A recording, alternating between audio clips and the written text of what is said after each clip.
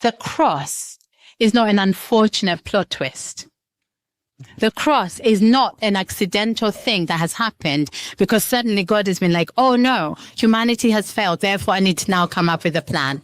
The cross was always the plan. And if Jesus obediently goes to the cross, just like he's doing here, going obediently into the water, we know that this is Jesus again choosing to step into our story from the very beginning. And that matters profoundly because it means that our salvation, your salvation and mine, is not an accident.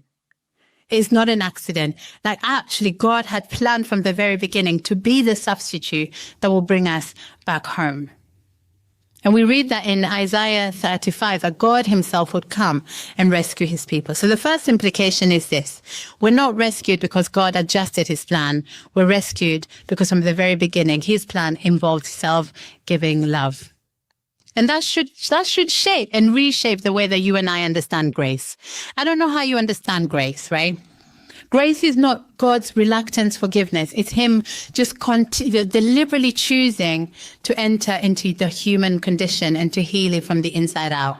When Jesus comes and descends here, he's standing in the queue with everybody else who's wanting to repent.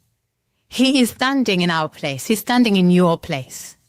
And later in the New Testament, we're going to see Paul say that those who are baptized into Christ are baptized into his death.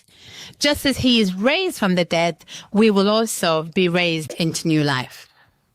All of this stuff that we read is not accidental language. All of this is intentional. And it means that the Christian life cannot be separated from the shape of the cross. It cannot be separated from needing to walk to the cross. Actually, one of the things that really profoundly struck me is that sometimes when we go through life, and particularly if we think that the cross was an accident, when we go through life and we find that we are suffering, we might think that we're outside of God's will. And that's not true. You know, many of us would gladly embrace resurrection if it didn't require death or suffering, right? We want new life, but we resist the dying that comes with it. We want renewal, right? But we hold tightly to the things that keep us bound and in exile. We want God to transform us, but we always hesitate when he asks us to obey. But Jesus' obedience confronts us right where we want to live lives in the way that we've crafted it for ourselves. Because he chooses to step into this story.